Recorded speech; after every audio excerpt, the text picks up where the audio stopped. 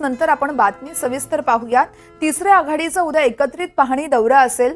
संभाजीराजे छत्रपती बच्चू कडू आणि राजू शेट्टी यांच्याकडून पाहणी केली जाणार आहे। राजरतन आंबेडकर देखील यावेळेस पाहणी दौऱ्यात उपस्थित असतील। तर दुष्काळग्रस्त भागाचा एकत्रित पाहणी दौरा केला जाईल। नांदेड परभणीमध्ये हा पाहणी दौरा असेल।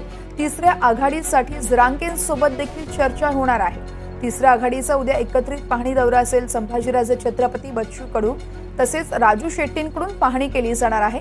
या संदर्भात राहुल कुलकर्णी आमचे प्रतिनिधी आपल्याला अधिक माहिती देत आहेत। राहुल, आपण पाहतोय तिसऱ्या आघाडीची शक्यता वर्तवली जात असतानाच आता या तिसऱ्या आघाडीचा कुठेतरी एकत्रित पाहणी दौरा उद्या पाहायला मिळणार आहे आपल्याला।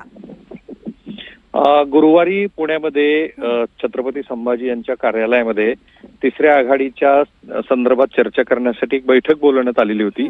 त्या बैठकीला राजू शेट्टी नव्हते, परंतु ऑनलाईन बच्चू कडू हजर होते आणि मग बाकीची राजरत्न आंबेडकर असतील आणि काही छोट्या छोट्या संघटना असतील त्यांचे प्रतिनिधी तिथे उपस्थित होते। एक गोष्ट स्पष्ट होत चालली आहे की बच्चू कडू हे महायुतीच्या बरोबर नसतील, कारण ते जर ह्या तिसऱ्या आघाडीमध्ये संयुक्तपणे पाहणी दौरा देत असतील तर ते महायुतीचा भाग नसतील। त्यांना 20 पेक्षा अधिकच्या जागा हव्यात आणि त्याहून अधिक बच्चू कडू यांना राजकारणाची दिशा कळते।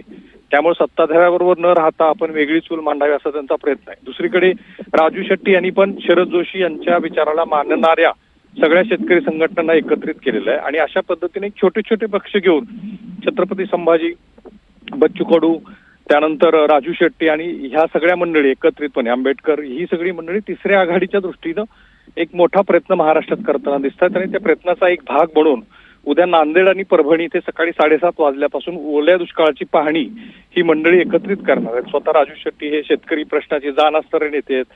बच्चू कडू यांची पण प्रतिमा तशीच आहे आणि छत्रपती संभाजी हे तर स्वतःच राजघराण्याचे आणि वेगळ्या पद्धतीच्या राजकीय भूमिका घेण्यासाठी प्रसिद्ध आहेत। आता दिसतं असं आहे की महाराष्ट्रामध्ये एकीकडे महाविकास आघाडी, दुसरीकडे महायुती आणि तिसरीकडे तिसरी आघाडी उभा राहील आणि त्या दृष्टीनं जनमत चाचपणी ही उद्याच्या ओल्या दुष्काळ पाहणीतनं आणि एक प्रोजेक्शन ज्याला आपण इंग्रजीमध्ये म्हणतो तसं होताना दिसेल।